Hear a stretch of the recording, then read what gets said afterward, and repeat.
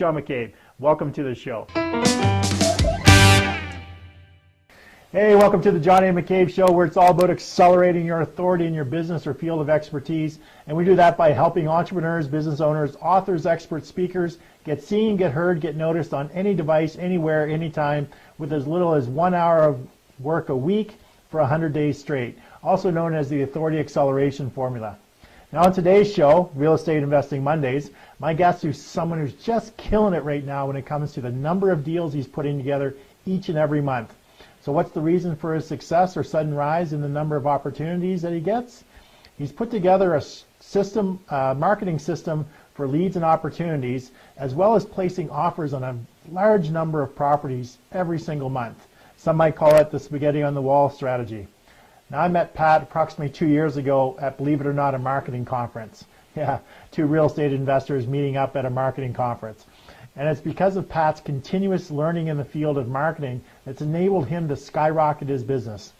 Now, Pat's a best-selling author of the book, The Miracle Morning for Network Marketers, and he's also been selected as one of the top mentors in the direct selling industry by a leading industry publication. And he's also spoken internationally to crowds of thousands and has consulted to many network marketing companies on compensation plan design, duplication model development, and field development strategies. Now, Pat and his wife, Emily, operate a successful real estate investment company in Phoenix, Arizona area that specializes in both short-term and long-term investment properties. Now, Pat runs an online course that teaches people how to build wealth through real estate investment.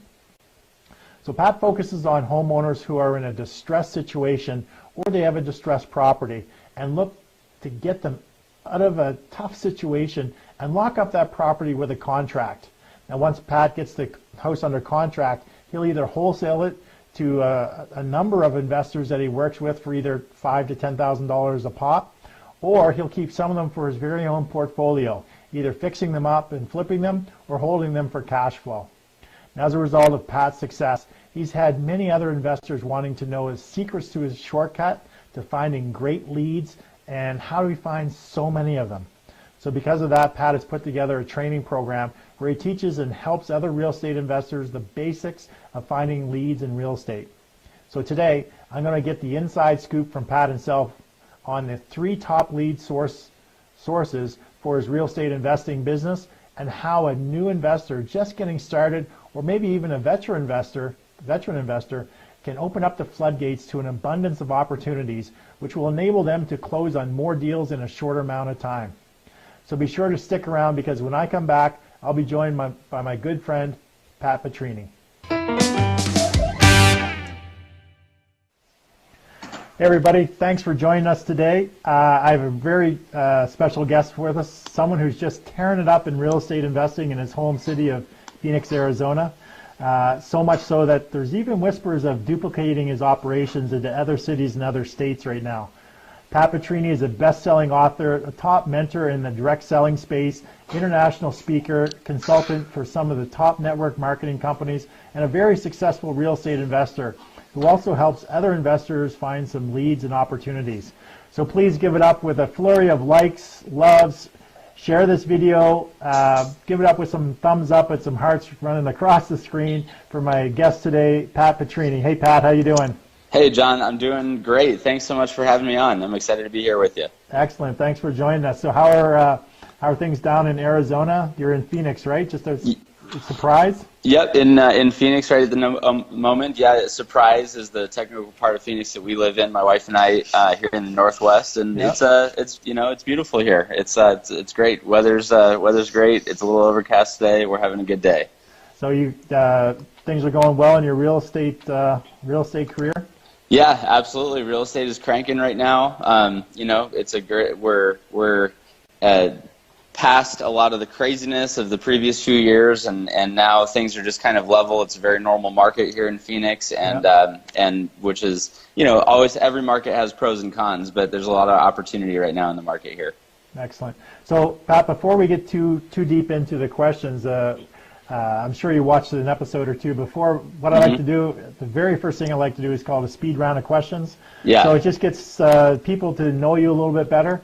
So it's just a series of 10 questions. You don't have to study or anything, so it should be pretty easy. So what I like the guests to do is to play along. So when I ask the question, if you could just type in your answer into the chat, that would be great. Let's see how your answers compare to Pat's. So just please play along with us. So are you all ready, Pat? We're going to get going? I'm ready. All right. Number one, name the book that impacted your life the most.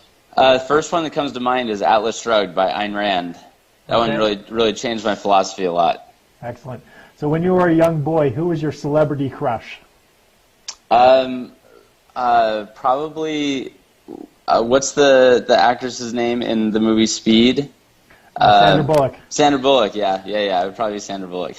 A little unknown fact, did you know I was actually in a movie with Sandra Bullock? No, I didn't know that. Yeah, Sandra Bullock and Dennis Leary, I was in a movie called 2 by Sea. I was an extra and actually was there when she was filming some of her scenes. So anyway. That's awesome. Yeah. So what is the book or podcast or show that you're into right now? Book that I'm into right now is called, let's see, I'm using it to prop up my camera here. It's called The Quantum Brain. So nothing real estate related or anything like that, but just fascinating stuff about how the brain works and quantum physics and things like that. Nice. So do you currently work with any coaches? Physically, right now, a coach I guess like the coach at our CrossFit gym that we go to. Okay. That's the only coach that I'm working with right now regularly. Okay. So what's your favorite movie of all time? Favorite movie of all time? I would say one of, anyway, would be Patch Adams. Okay. Yeah, that was a great movie. Yeah. Are you currently involved in any masterminds? Currently, any masterminds? No, I'm actually not active in any mastermind right at the moment. There's an Arizona mastermind that a few friends and I have put together here, but I've just been out of town so much, so we haven't been in a while. Yeah. So name the person, either dead or alive, who you'd most like to meet and have dinner with. Probably would either be, well, I would say Richard Feynman. Okay. I think I know the answer to this next question based on your Facebook pictures, but all right. Name the type of vacation that you like the most, beach or adventure tour? Yeah, you probably do. Probably something that involves like hiking or adventure tour, I guess. Yeah. So what's the best business advice you ever received? I think the best business advice that I ever received was to have a mentor. Because I think that in every point where I've had kind of some level of success or whatever, I've been able to point to who my mentor was at that time, and I just think that is if there's ever a shortcut to success in anything, it's having a mentor that can guide you through it. And right now you're just in between coaches and mastermind groups? Yeah, it's funny because I'm saying that is how important mentorship is, and even though we haven't been as active in masterminding and coaching and stuff lately, but it's something that I absolutely believe is extremely critical. Yeah, so do I. So the last question is a two-parter. So the first part, what do you prefer, water, beer, or wine? And the second part, is it pizza, wings, or salad? I guess I gotta go. Tough between wine and water, but otherwise I got to go salad. Okay, excellent.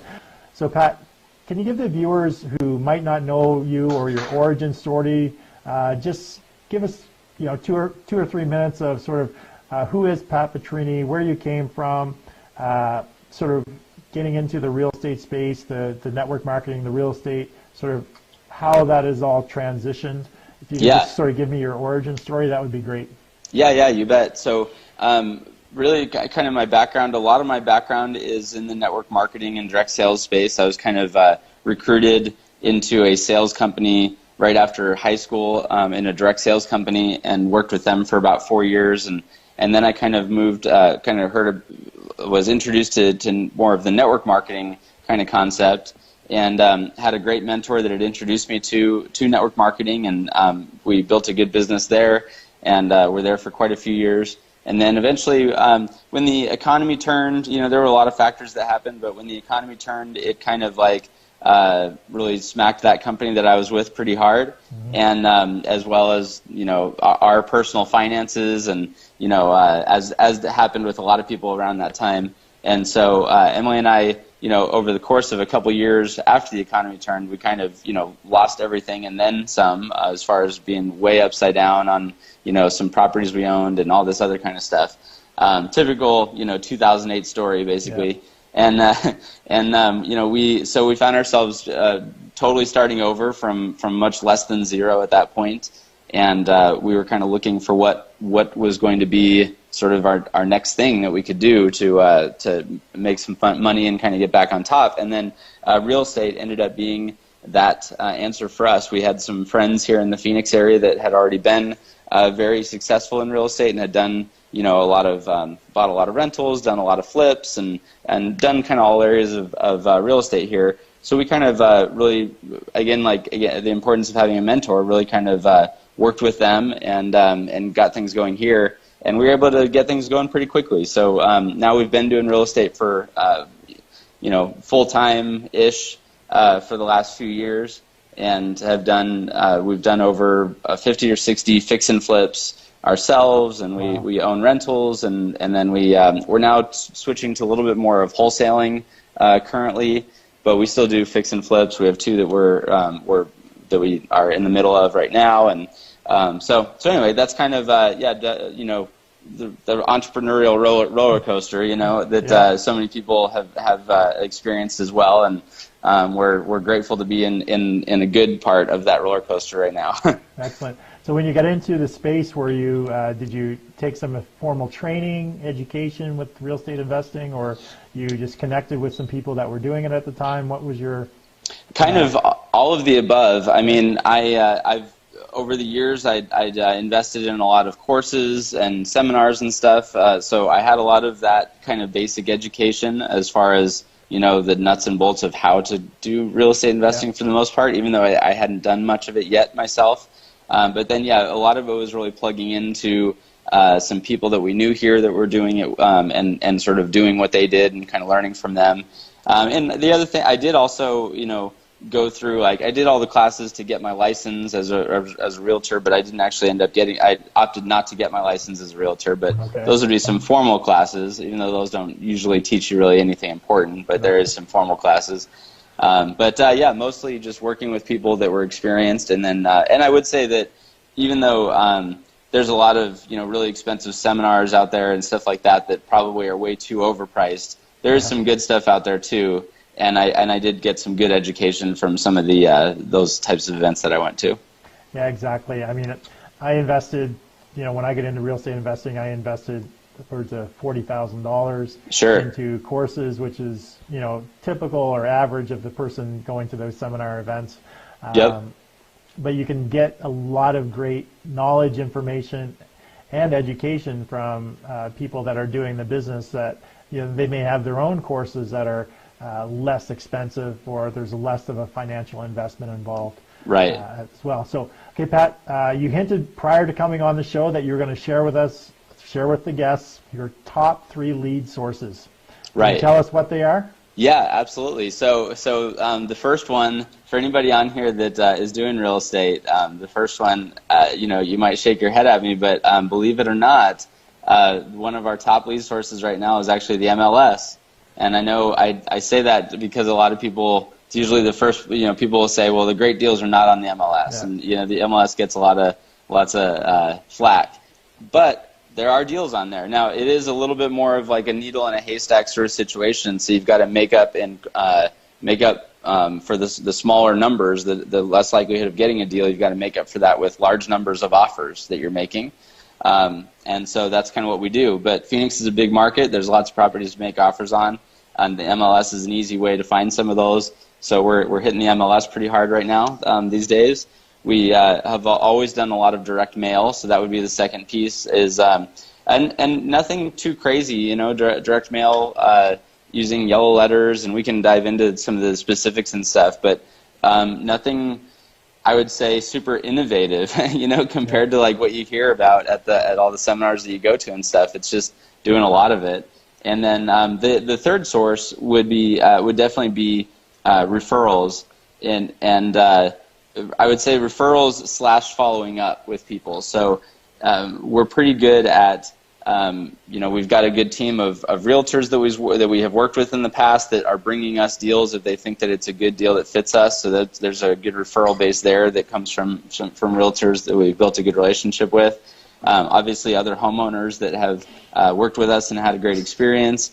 But then also just the fact that we follow up. So if we make an offer on a property, we don't just make it, and we don't get an accepted offer. We don't just ditch that property. We're circling back around in a few weeks or a month to see if it's still available, to see if it's sold yet. And I think that's a lot of people, I think, don't do that. And there's so many deals that end up coming through that they don't take our first offer, but then a year, or not a year, but a month or 2 months or 3 months down the road, just because of the fact that we followed up, we end up getting it. So those three would be probably our main sources right now. Yeah, when that homeowner, when that pain gets agitated a little bit more, and every month that goes by, that pain is getting deeper and deeper, and that knife is getting closer and closer to the heart, where they're going to bleed all over the place if they haven't been bleeding already. Bleeding money as opposed to blood, but they're bleeding, and it's going to get to a point where they just need to make something happen. Exactly right. So when it comes, we're going to get into each one a little bit. I'm going to ask you some specific questions about each type of those, the marketing. But so first thing I'm going to ask is about the MLS system. So what criteria are you looking at when you're targeting homes on the MLS? So is there a price range of homes that you target? Are they in specific neighborhoods? They need to be on the MLS for a specific amount of time? Like, what are some of the main criteria that you're looking at when you're targeting homes on the MLS? Yeah, absolutely. So price range wise, we usually do kind of anything under 300 or 350,000, kind of something like that. And that's just because it's just sort of our preference. We like to stay in that price range. We don't, the way that we kind of build out our business model, we don't like going, we will go to the higher range homes, 500, 600, if there's enough margin there, but usually, those take longer to sell, and it's just a little bit bigger project, more rehab costs generally. So just a quick question, interjection. What is the average home price in the areas that you're targeting? Are you sticking in the average home price, that 300, 350, that's average? Well, no, I mean just under 350. 300 or 350 is kind of like, kind of our ceiling of where we're usually buying. But yeah, pretty average around here is the 150 to 250 would be, different neighborhoods would kind of average kind of in that range. And that's where we're usually buying is like 200, give or take 50 grand or something like that. Mm-hmm. Okay. So you're targeting ones under 300 or 350, but you like around the $200,000 range. Yeah, we'll buy anything if it's a good deal. Exactly. So that's just where it ends up being most of the time, is around the 200,000 range, give or take 50 grand. But that's and then we, as far as like what else we're looking for, we're not super specific to Phoenix. We'll kind of go anywhere in Phoenix. Phoenix is such a good market that we haven't really felt the need to branch out of the market yet. I see a lot of people getting started in like multiple markets, and sometimes I wonder if that's a good idea. Maybe we should be in other markets, but I feel like you're better off not having to relearn different markets and just focusing on one area until you really are hitting your capacity in that area. But anyway, as far as other things we're looking for, on the MLS, we'll often do, we change it up. We've got probably 10 or 15 different strategies that we have written down that we're pursuing right now on the MLS. But like one of them would be, what we call stale listings. So ones that probably have been listed for 150 days or more, and they're obviously still on there, right? So there's some reason that that property isn't moving. So those are great ones that we'll go after. Some of the other things that we'll do sometimes is we will be looking for properties that are maybe like 3-bed, 1-bath, but they're the square footage wise, like maybe they're 1,200 square foot or more. So square footage wise, it seems like, you know, there's a good chance that they could accommodate a second bath, or we could build one on, add some square footage. And that's oftentimes a really good value add if you add a second bath to a 3-bedroom 1, turn into a 3-2, or if it's a 4-1 or turn into a 4-2. Yeah. So, you know, there's all these little strategies kind of like that we just kind of are always looking for. And sometimes one strategy might only, you know, another one is in the MLS notes. Sometimes the realtors will use language like handyman special, or need investor purchase, or needs rehab, needs love and care, stuff like that.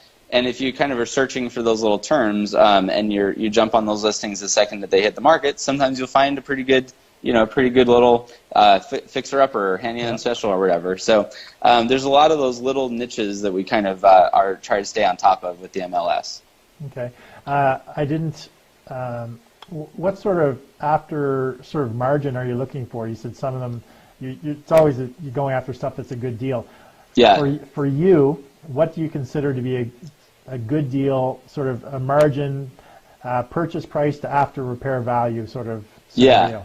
So what I kind of the way that I kind of look at it is I think that I want to be able to see that the investor that buys it, whether that's going to be us or if we're going to wholesale it to one of our buyers, that the investor that buys it is going to double their repair costs. Is kind of what I think is a good number to shoot for. So if this property is going to take $20,000 in repair costs, then I want to make sure that there's enough room for whoever does all the repairs and does the rehab to make $20,000 once they sell it. Okay. So it's going to be $50,000, then they need to make $50,000 in profit once they sell it. Gotcha. So that's kind of how I kind of figure what's a good deal or what's not. Okay, excellent. So Pat, that sort of takes care of the MLS space. So the next one you talk about is your direct marketing. Yeah. So specifically, what type of direct marketing are you doing? Is it like flyers, letters? We mostly do yellow letters, you know, and pretty straightforward. Like so, yellow letters, for anybody who's not familiar, is you're taking like a piece of paper that looks like those like lined notebook paper, kind of the half size of what we use anyways, like those half size sheets. And basically, like if you were to sit down with a pen and paper and just write a note to somebody, dear, you know, Sally, my wife and I are interested in buying your home at this address, and then the address. Please give me a call if you're open to it, something like that. And then my name, my cell phone number, right there. And you know, we actually do, because you know we're generally doing larger campaigns, that we actually don't do a handwritten campaign. We actually have just have it printed, and it's printed in a font that looks very convincingly handwritten, and you know, and so that's what we do currently, and it works really, really well. You get a good response, so we'll send those off to, you know, same thing with the MLS. We're always kind of trying different strategies and kind of bouncing around. That's one thing with real estate is that, and I suppose with anything, but you know, you might kind of find a little vein that of marketing that works, and then maybe it'll work for a little while, and then it kind of dries up. And maybe that's because other competitors are jumping in there, and you know, as you know, competitors are kind of jumping in and out. You never know what's going to be saturated and what's not. But we'll hit like, you know, the foreclosure list. So people that are getting their 90-day notices that they're 90 days late on their mortgages, we'll kind of we use some services to pull those lists, and we'll start sending those lists. Sometimes we'll actually send out door knockers to actually be knocking on those doors and then dropping off those handwritten letters. The other list that we'll hit a lot is just out-of-state owners or non-owner occupied houses, because those are very oftentimes owned by people that are landlords that are not still happy to be landlords, right? And so we are sending them a letter.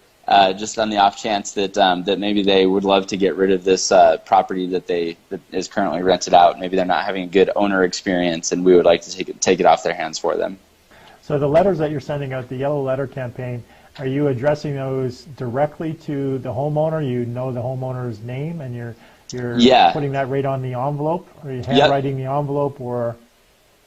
Yeah, exactly. The envelope is handwritten ideally, or we do the printed font on the envelope right now as well. But yeah, it's written to the owner's name. We're able to pull up the owner's name on the tax records website here in most counties. You can do that. You can go to the whatever your county recorder website is, or your county assessor, and you can pull up the owner's information, and it'll have the property address, which is the property that they own. But then what you want to send these letters to is the mailing address, because the mailing address is where their property tax information gets sent to, and that's usually where they actually live, right, or a PO box or something like that. So we're trying to find people where the mailing address is different than the property address. Because we want to find people that are not actually living in the property, meaning that's either probably a vacation property or a rental property, so we're sending it to their actually mailing address that is listed on the tax records. Right. So it sounds like there's a lot of work that goes into the research and the comparison and just the MLS stuff. Do you have a team that is doing it? Obviously, it's more than just you and your wife. You're hitting some of these larger numbers, which we'll talk about in a little while. So do you have a team that's just pulling that information, comparing the information, figuring out which ones to send marketing to, which ones not? Yep. Yeah, absolutely. So I have a team, and we have kind of actually sort of a couple different businesses, because I have a couple different partners that we pursue different strategies together. I have one partner that I do my fix and flips with. I have another partner that we're building some automated marketing software together, and then we've got, it's my wife and I, and then it's our assistant that is basically a full-time assistant, and she's actually starting to do a lot of some of the letter writing and some of the door knocking and stuff. And then we have other people locally that we kind of work with depending on what our needs are. But between those few partners and my wife and I and our assistant, that's most of our team, though. Okay. So can you tell us a little bit about the messaging you either put in the letters or the door knockers? So what pain do you add? Because when it comes to marketing, it's all about the message. Sure. Typically, it's about the pain, fear, frustration, or the ambition of your target market. So are you addressing a specific pain that you're trying to agitate? And what action are you asking them to take? Call you, go to a website, text you, sort of. Can you talk a little bit about the messaging and the action? Absolutely, yeah. So, the messaging is meant to be very. The messaging generally in our letters is meant to be very sort of casual, and not necessarily intimate, but I guess just very casual. It should be it should feel like it's a letter that was sent from somebody just down the road that noticed that your house was sale, or was resent to you from a neighbor down the road, not sent to you from some big company. Okay.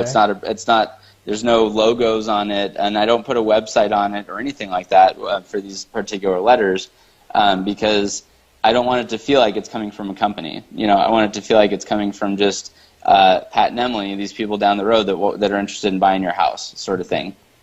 And the response that the letter is supposed to trigger is really just, we try to write the letters to be very simple. There's not really much sales copy per se in it, because all we're trying to do is get them intrigued enough to just make a phone call. If they are in a situation where they are interested in buying or selling their house, or even interested in considering it, then we just want to see.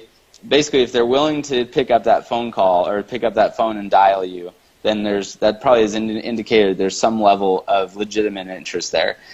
We probably could get, if we did more sales copy and more marketing kind of in the letters, there's a good chance you could get more people calling. But in some ways, I kind of like that you always want, ideally, I think it's good to have your marketing do some of the screening for you. Right. So I want only legitimate leads to call, that call us, because we are going to follow up with everybody, and I'd rather not just the curious lookers. I'd like to minimize those whenever possible.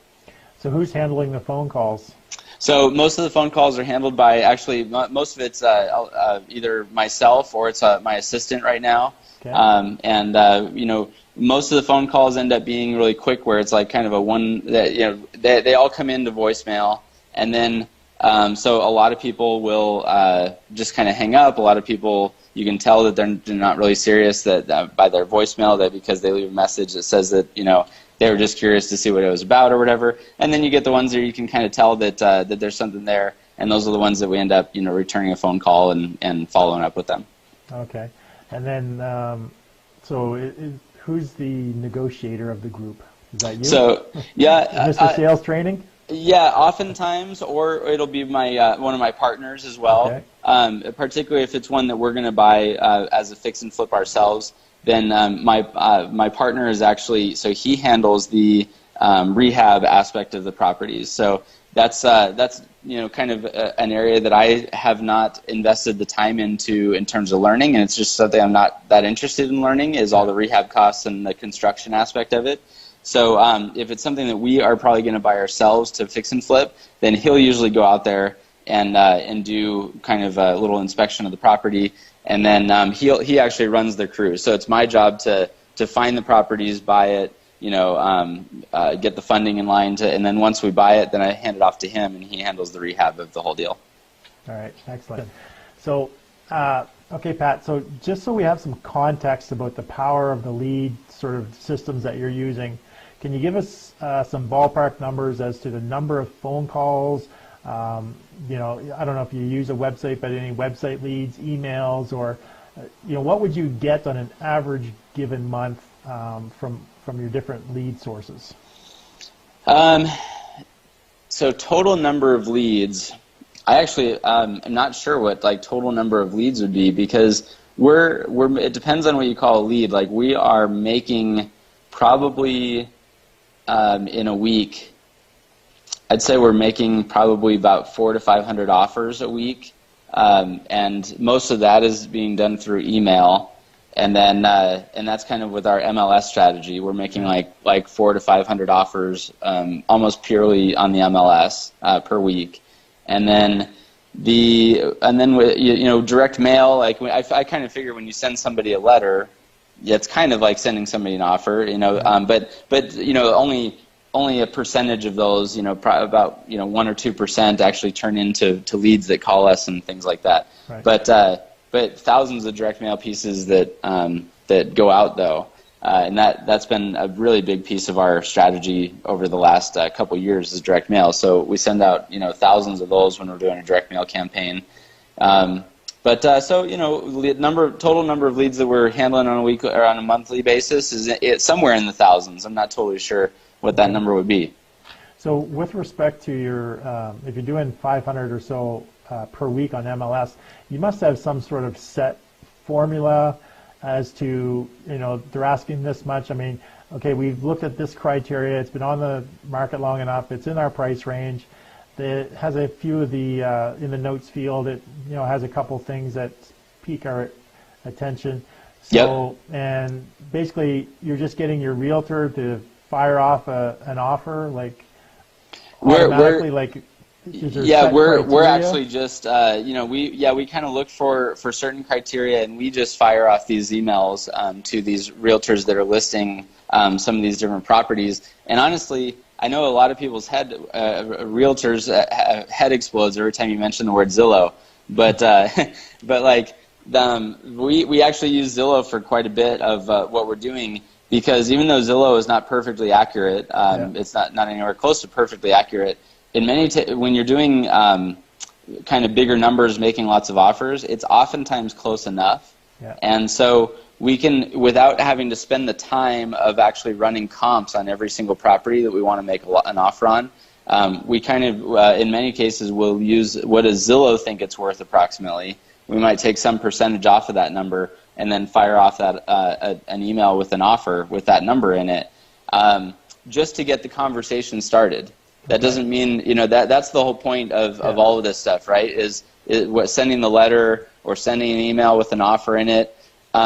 Whatever number is in that offer is not a final thing. It can be renegotiated up or down or whatever we have to do, but it's just to get the conversation started and to see how this person responds to that number, and then we'll go from there. So you're using Zillow as the sort of the starting point as to estimated value of the property based on the information that you have, and then you're picking a certain percentage. You'll say, if Zillow says it's worth 200,000, then we're going to pick X percentage below 200,000. That's going to be our offer. Yep, exactly right. And that X percentage, honestly, there's not a magic number there either. That's something that we play with, and we're always changing, because if you go, if you did like a pretty low number, if you did like 60% of Zillow, then you're going to get very few responses to that because it's so low, right? But the ones that you get, if you get some responses from that, the ones that you get are maybe going to be some good deals in there, but you're just not going to get very many responses. If you go with 90% of Zillow or 95% or something like that, you're going to get tons of responses, but most of them are not going to be good deals. You're going to have a lot of renegotiating to do in there, because they'll respond to you at your offer at 95% of Zillow, but you're going to have to renegotiate down for most of those deals in order to make it actually a good deal. So, that's just a sliding scale, and you want to kind of see what the number is that seems to work for you in your market, and you might change it up based on the strategy that you're using too. But that's a great way of just getting a lot of activity happening, and like I said, getting the conversation started. Is there any chance you can share like a range that you're sort of in the ballpark? Yeah. We're usually in the between like 70 and 85. Okay. Yeah, so somewhere kind of in there. All right. So once you get all these deals, obviously, you can't do them all yourself. You have a couple of partners, but you can only do so many fix and flip jobs at once. So talk to me about the importance of a buyer's list and how someone gets started to build a buyer's list, so that, if you're getting an abundance of opportunities where you have signed contracts, maybe you've got 5 or 10 a month or whatever. Right. Obviously, in most cases, people can't do them all. So talk to me about the importance of the buyer's list and how people get started finding effective buyers. Yeah, absolutely. So the buyer's list, of course, that's, you want a good, that's the two things we're looking for really is sellers and buyers all the time. So the buyer's list is as critical as, finding sellers is in many cases if you're not going to be buying them all yourself. So the buyer's list, you obviously need to start one. I think the easiest way to start one initially is just through, like if we're talking not any cost outlay, is actually just through good quality networking. Everybody knows, most people know some realtors. Every realtor knows 100 other people that are in real estate. They all know a bunch of people. So if you just kind of like were to, I take people through this activity of writing down everybody that they know that's involved in real estate in one way or the other, contacting those people, letting them know what you're up to, seeing what kind of contacts they may have, because they may have some pretty serious buyers that they work with, or that are clients of theirs or whatever. And if you actually find a good deal and they've got, they know some buyers, then you're kind of doing those buyers a service by bringing your deal to them. So you can really get a list of some serious buyers by just through doing some good networking with anybody that that's in the real estate space at all. Right. The other thing that you can do is just direct mail. If somebody's wanting to spend a few bucks on getting a buyer's list going, is you can oftentimes have your title company or build a relationship with a title company. We have our title company that does this for us usually, is pulls a list of all the cash buyers in a certain area. So everybody who's bought multiple properties for cash in these 2 zip codes or something like that, they could pull that list for us, and then we can send letters to those buyers saying, hey, we get great deals on properties regularly. If you'd like to be on our buyer's list, please let us know. They could go to our website and join our buyer's list, or they can send us an email or whatever you want to do. And that's a relatively cheap way to build your buyer's list as well. And many of those people are very serious buyers also. So and then I guess the last thing I would just say is that when you find a serious investor, when you find a serious buyer that's actively buying, then try to just really figure out what it is that they're buying. Because in some cases we're actually we've got these buyers that are really, really great buyers, and they know exactly what they want, they know what their numbers are, so we can actually set up campaigns designed just to find properties for those specific buyers, right. If they're a serious enough buyer. And so we do that with some of our buyers as well. Great, good idea. Just give us an idea I know you're sending out thousands of offers a month. Just give us an idea how many deals or contracts you're actually getting, houses you're getting under contract or contracts signed you're getting per month on an average. Yeah, on an average, I would say probably an average of like 15 properties under contract or so. Wow. Kind of right in there, 10 to 15, under contract, and not every single one of those turns into a deal, yeah. Because some of them were wholesaling, and it wasn't as good of a deal as it needed to be in order for one of our buyers to pick it up, and it wasn't a good enough deal for us to buy it ourselves. So some of those just end up kind of slipping through the cracks, but and then some of them we actually do buy ourselves, and we do the fix and flip, and then the rest of them we're wholesaling off to our other buyers. Excellent. Yeah, that's one every 2 days or one every 3 days, at least getting them under contract. Yeah. To do your due diligence and then determine if it's going to wholesale or you're going to keep it yourself is great.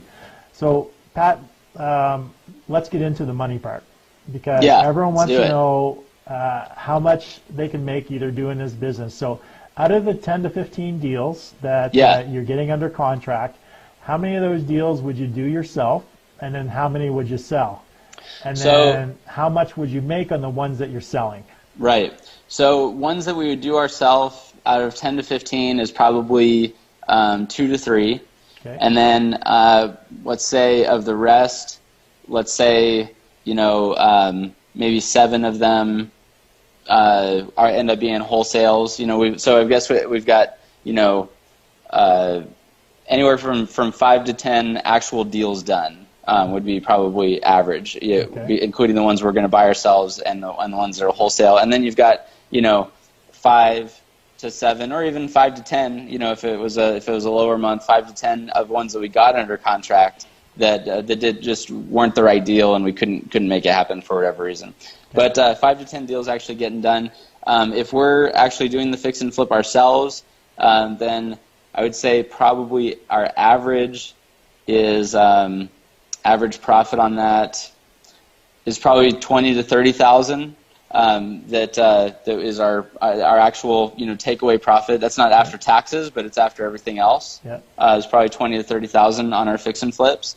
And then if we're wholesaling, usually our default wholesale fee is 5,000. Unless there's something that has some more margin in it, then it could be anything. It could be 10, 15, 20,000. But yeah, probably on average with our wholesales, we're making like 5 to 7,000 on each of those. So you're doing somewhere around 5 to 7 wholesales, so that's minimum 25, 35K a month. Yep. You're doing at least 2 properties yourself, and you're making about 20 grand per property. What's the turnaround time on those? Are you doing 30, 60, 90-day turnarounds? Yeah, usually from close to close, we're usually about 90 days. Okay. Mm-hmm. So then you'll wait until those ones actually finish before you guys would pick up more, or would you? No, we'll pick up more. Yeah, we can at any given time we can have like 6 to 8 fix and flips going at one time. So basically every month you're closing 2. Right, so right. You're selling 2. You're selling 2. So exactly. That's 40 grand selling 2. You've got 40 grand coming in there.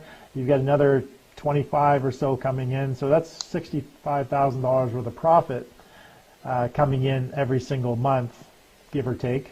Yeah, and it's always. I mean, we run.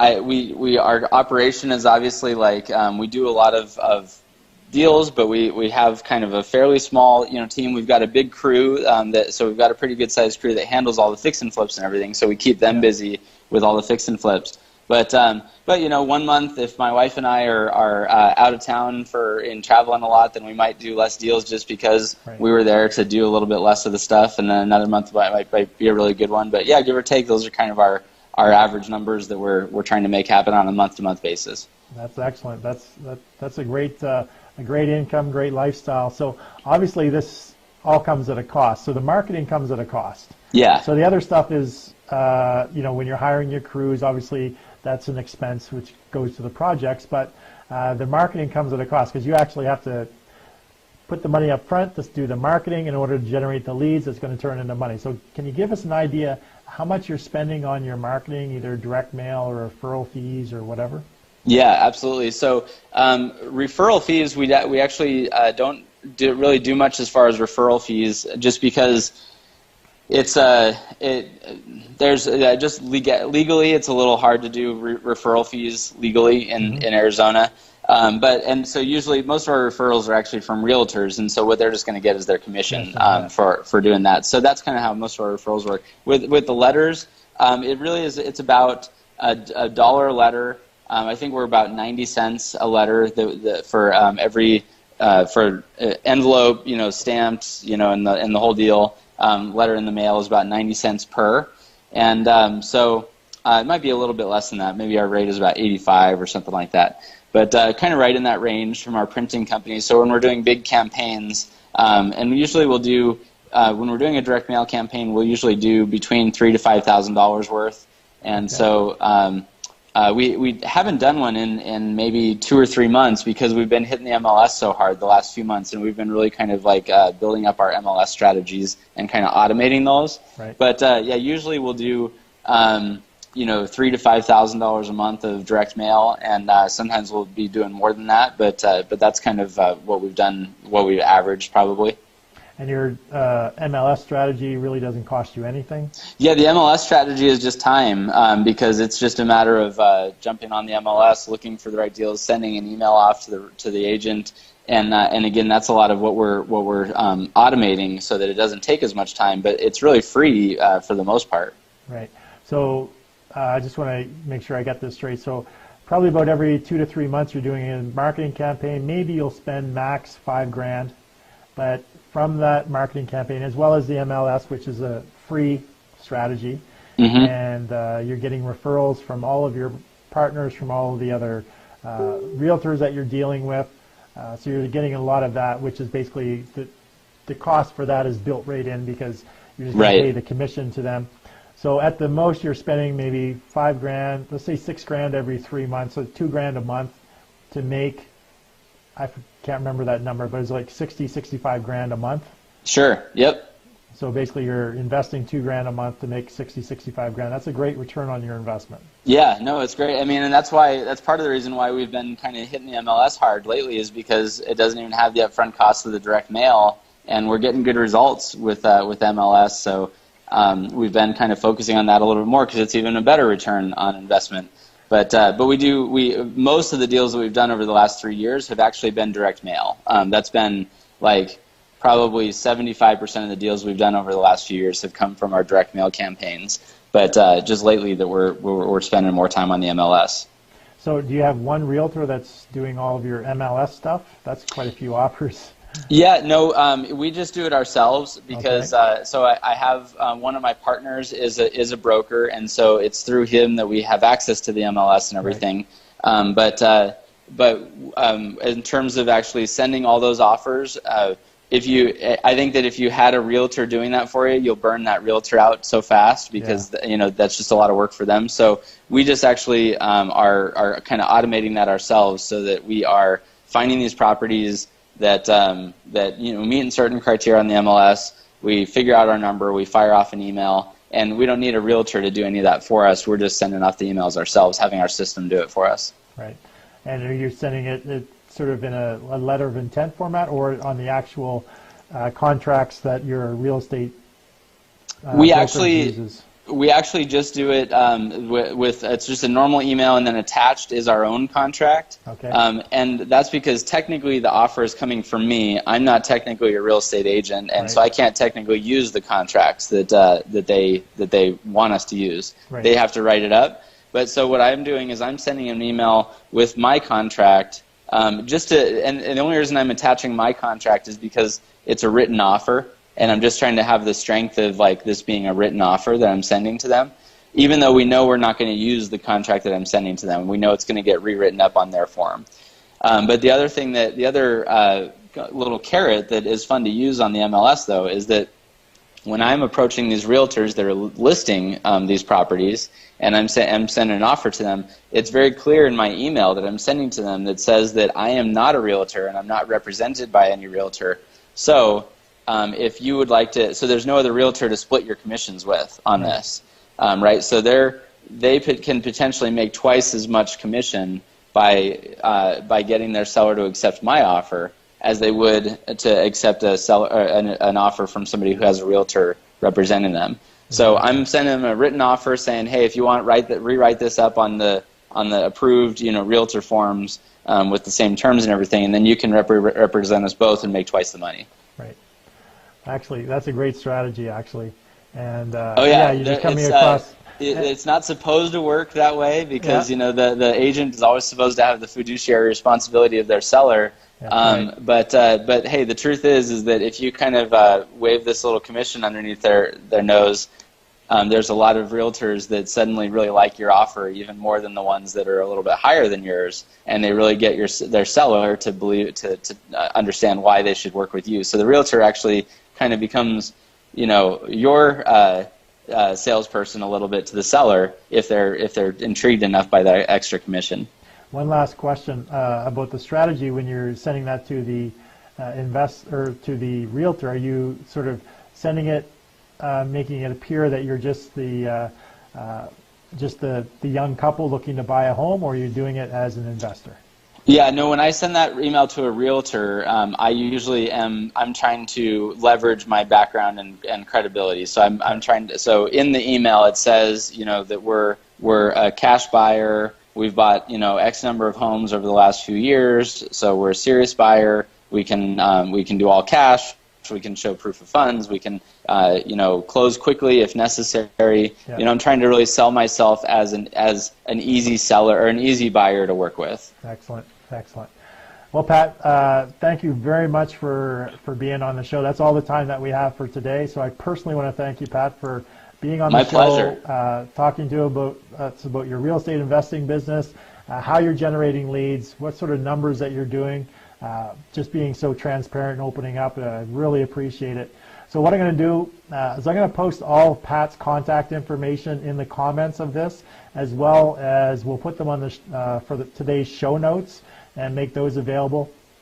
Also, Pat has so generously given a free gift to all the people who are interested, and you can get that by going to www.realestateshortcut.com, and I'll also put that URL in the comments as well as the show notes, so that you can, if you're watching this after the fact or you're watching this from the website, you'll be able to access that information as well. So thank you, Pat, for giving everyone sort of some free information on the shortcuts on how they can actually generate more leads in the real estate business. So everyone show Pat some love by hitting that like button, the love button. Get a flurry of likes and loves going across the screen. So Pat, thank you very much for being on the show, and I look forward to catching up with you again real soon. So everyone else, just stick around for my closing remarks. Again, thanks a lot, Pat. I greatly appreciate it. Thank you for joining me on today's Real Estate Investing Show. Now, in today's show, we focused on 4 M's, defining leads and opportunities for the purpose of getting homes under contract. Thank you for joining me on today's Real Estate Investing Show. Now, in today's show, we focused on 4 M's, defining leads and opportunities for the purpose of getting homes under contract to either wholesale or keep for your own portfolio. Now, wholesaling can be a great way to get into real estate investing, but can also be a hard road to travel. Now, the first M that we spoke about was having a marketing strategy. Having an effective marketing strategy and campaign absolutely. is what we're really all right, cool, man. Well, thanks so much for having me on. I appreciate the opportunity. More than one strategy to generate those leads that turn into opportunities. So don't be afraid to implement or incorporate some new strategies into your business. Now, whether they be online, direct mail, or referral partners, having multiple avenues open can increase the amount of traffic that you have coming into your business. Thank you. You too, John. Market. It's vital that you are very clear on who your ideal target market is and what their pains, fears, or frustrations or ambitions are, and what is the ultimate solution that they're searching for that will take care of their challenges. Now, the third M is message. Knowing what to say and how to say it is so crucial for your market and getting them to take action. The material needs to speak to the market in such a way that it causes them to take the appropriate action, and that action is getting them to contact you to come and help them solve their problem. The fourth or final M is medium. What medium are you going to use to get that message to your market? You have a variety of options available to you, including online, direct marketing, and building a referral system, just to name a few. Now, using a number of mediums can be time consuming, so having systems in place to automate the process as much as possible can decrease your time commitment and increase the number of people that you can reach, which in turn, if you have the right message and the right market, you'll increase your leads and opportunities, which also increases your deals or clients. So if you'd like help with any of the 4 M's, either marketing strategy, market, message, or medium for your business, then contact me directly through my website, johnamccabe.com, or visit my resources site where you can get free resources as well as paid training and some done-for-you systems that have already addressed the 4 M's. The link for the resources site is listed below, as well as it'll be included in the show notes for today's show. Now again, thanks for watching the show, and I look forward to seeing you tomorrow, for we have another great episode of the John A. McCabe Show, where we help entrepreneurs and businesses accelerate their authority and grow their business. So for me and the John A. McCabe Show, I wish you an amazing day and live life to abundance.